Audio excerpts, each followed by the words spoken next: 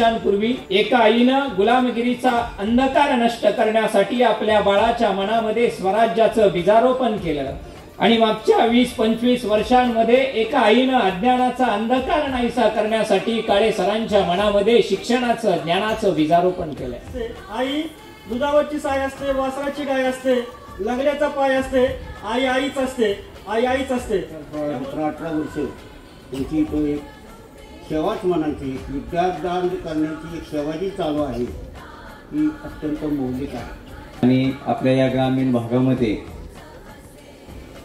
संस्कारमय शिक्षण आपल्या गरीब कुटुंबातील विद्यार्थ्यांना मिळावं, अल्पदरात चांगल्या पद्धतीने शिक्षण कसं देता येईल या हेतून या काळेसर दाम्पत्यानं सुरू केलेली ही शाळा आज खऱ्या अर्थानं नावारूपास येत आहे। वनवासी मी इथे एकला, आईस मुकलो गाव सोडला, मायेचा ग आधार तुटला, मायेचा ग आधार तुटला, तडफडतय वासरू सांग मी काय करू।